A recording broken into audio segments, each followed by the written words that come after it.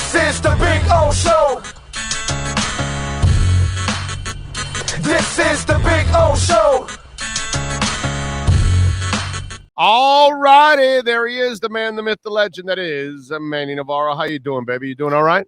Doing great, spent the weekend watching some of these young in-state prospects from the 2023 and 2024 class, 25, all the future kids, and I enjoy kind of going to little events like this in the middle of February, not when football season's going on. I prefer to see these guys, even if they're in shorts. You can tell, who the next big studs are going to be. So it was a good weekend for research on that part. But other than that, great time, man. Life is treating me great. I can't complain. So Cristobal was there checking all those guys out? No, they're not allowed to. Although I'll tell you, I get a lot of DMs, right? From did he have a spy in there? Did he have somebody there? No. Well, I mean, listen, all the guys who cover recruiting, I'm sure share their film, and some of the coaches were asking me to look at certain guys and give opinions and takes, and so there's a lot. Listen, these guys never turn off the vision, right? They're always looking to see what's going on. They're just not allowed to be there. In person. Last year, Manny Diaz was able to go and watch in person because his son was participating. So that gave him the little insight into there. But Mario's kids, they're still young. I think I want to say 11 and 8 or something like that. So hurry up, kids, grow up, help us out at scouting. Let's go. Yeah, get them to go into the camp. Yeah. So no, it was an interesting weekend. All right, I love it. All right, so the staff got stronger. Yeah. Pardon I the saw pun. that move, and I from New York where I was, I saw that move, and I said, "Holy crap, this guy ain't messing around." No. So this guy's gonna coach your linebackers, and he's known as one of the greatest recruiters of all time, bro. Come on, he was a pain in the ass for the University of Miami at times. Yeah, he really is. And, I think of Charlie Strong, and I think of somebody, I compare him to Randy in a lot of ways, because both of them defensive coordinators who coached and recruited really, really well for years and years and years. Randy obviously just never got as many opportunities to be a head coach, right? After Miami. Has no personality. Right. I'm sorry. I'm sorry. Well, but both of those guys, when it came to getting kids, recruiting kids, and having the right kind of approach to it, they were excellent at their job. They've been excellent. And so that's the way I've always viewed Charlie Strong as, and I hate to say this because I like Randy, but I almost hate to say it's almost like a better version of Randy, slightly better version of Randy. I would say so. Yeah, he's got a personality. Yes, definitely. But very similar. And I think, ultimately, he was with the Jaguars obviously last year. I had heard a couple weeks ago his name floating about, but it just didn't seem like a reality. But, Mario keeps figuring out ways to get it done, man. It's one of those deals where I think he's built such a good staff where it's almost like the NBA, right? Where players recruit each other. It's almost like coaches can recruit each other to come here and say, hey, this is a good situation. And I think in the past, Miami wasn't always like that. I think, you had coaches that looked at Miami and said, well, doesn't really look like they're committed. Yes, I can go there and use it as a springboard for another job. But now I think there's recruiting amongst the coaches. A guy like Kevin Steele, I'm sure who crossed paths many times with Charlie Strong. I'm sure him being here, being an SEC guy, all of that was probably attracted enough to Charlie where he's thinking, yeah, I can go to Miami.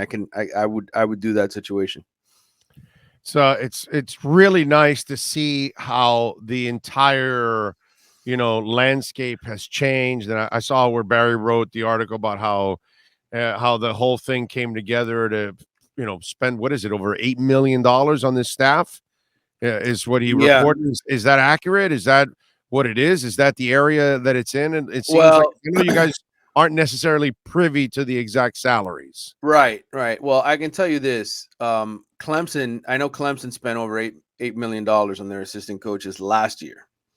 And Mario's entire, and I can say this because I know this for fact, his whole deal was, if I'm going to come here, I need to have the highest payroll in the ACC. So at the very least, it's even with Clemson. Million. Right. At the very least, if not more. So that's what I could offer you as far as number amount. I think, if there's ways that they can work out getting the elite defensive end coach or the elite tight end / special teams guy here, they're still if they can find a way to do it and get that guy to come here, I think they will. But I don't know. We'll see. We'll see how this all sort of ends with the 2 vacancies that are left. But I think they spent a pretty penny on a lot of these coaches. Yes.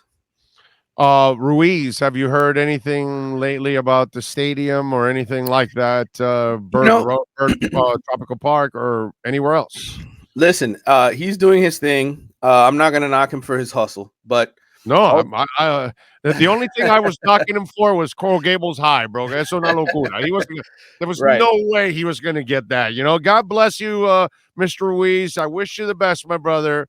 Get it done, but I know you weren't going to get it done at Coral Gables High. There's no way. That was the only thing that was crazy about that story. But Tropical Park, dude, that's a perfect spot, actually. So I'm just saying, can the miracle of all miracles happen?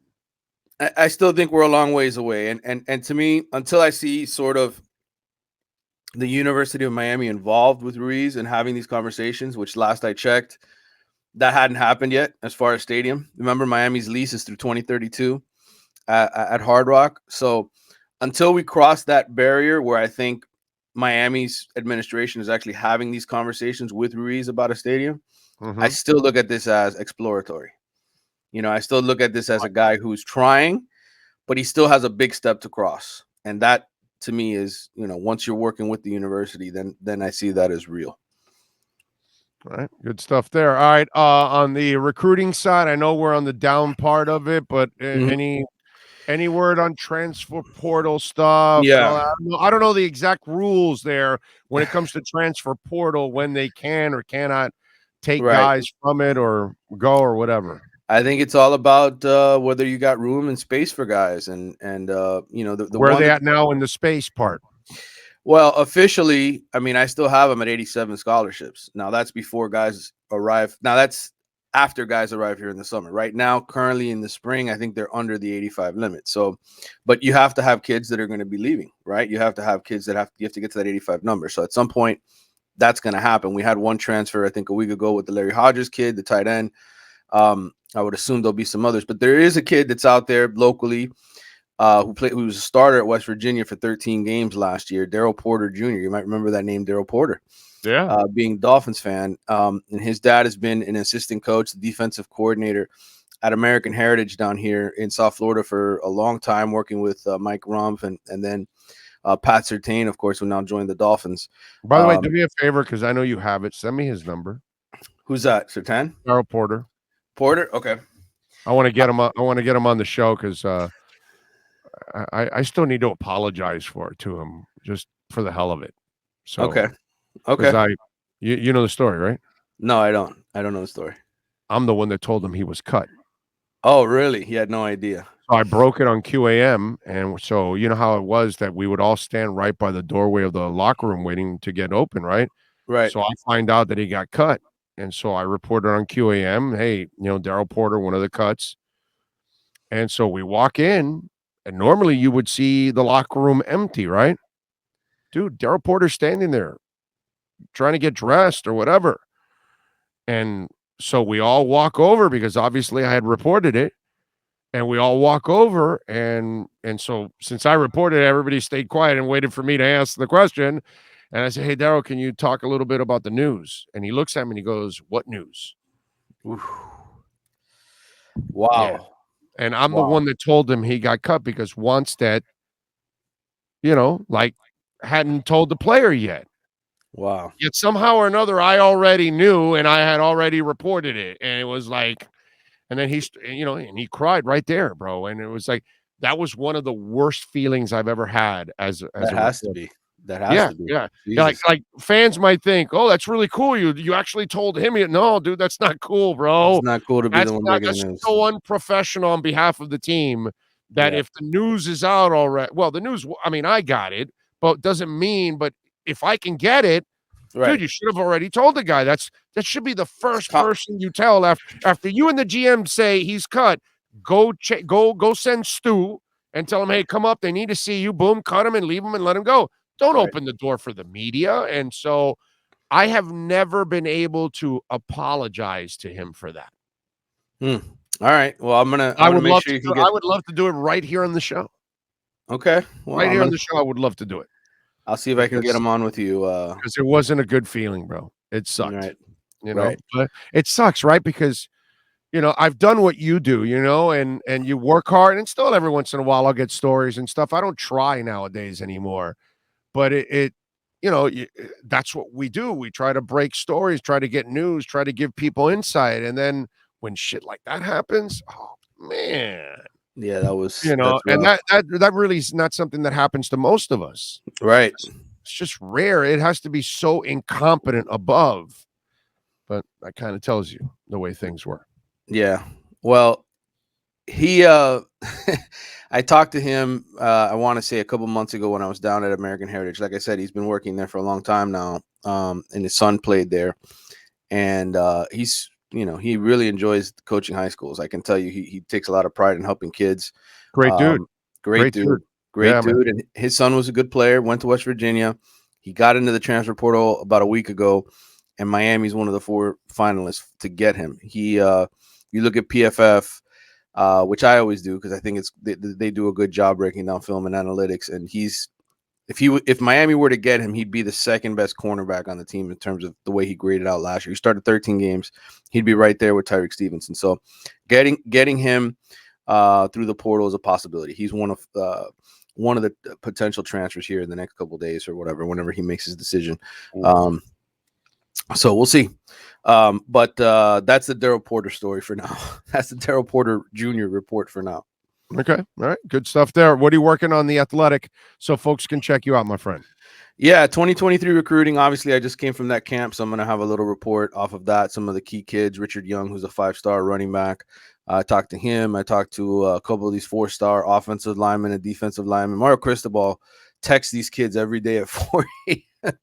when he gets up. I mean, this guy's just relentless. You hear the kids talk about it, and they're just like, man, this is great, to have a head coach who's like this into wanting to talk to us. But even Mario Cristobal's 4 a.m. text doesn't top some of these other schools. Ohio State, they literally are texting Richard Young every 15 minutes, somebody on their staff over there. And he's the number 1 running back in the country. And so I'll have a report on all that kind of stuff.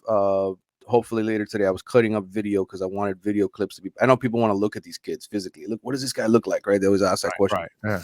So I was cutting up video clips of some of the quarterbacks, some of the linemen, and then posting all that. They didn't look like Navon Donaldson. No, some of these kids look. Some of these kids look legitimate. There's some pretty good offensive linemen. They're just not. Some of the best offensive linemen really are from the Orlando area. I asked him, did they look like Navon Donaldson? He answers, no, some of these kids look legitimate.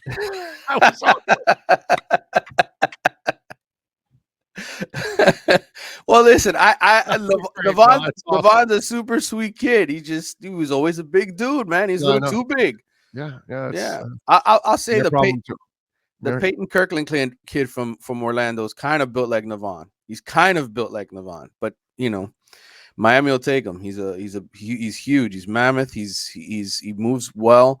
We'll see. He's another one of those kids to watch. So yeah, a lot of recruiting stuff. Oh, and spring practice March 7th. So we'll have more of that, sort of preview stuff coming. I have interviews with some of these guys, Cyrus Moss, stuff that I recorded in January and before these guys were getting here to save for this time when people want to start asking about these kids. So all that'll be coming out.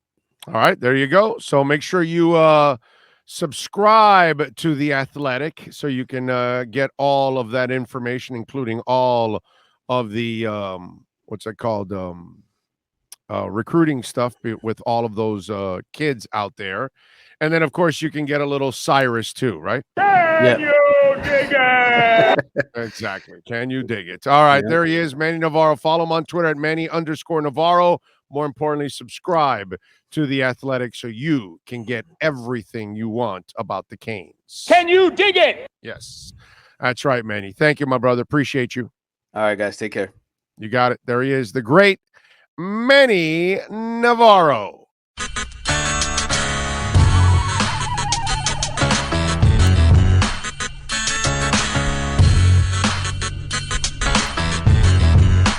This is the Big O Show.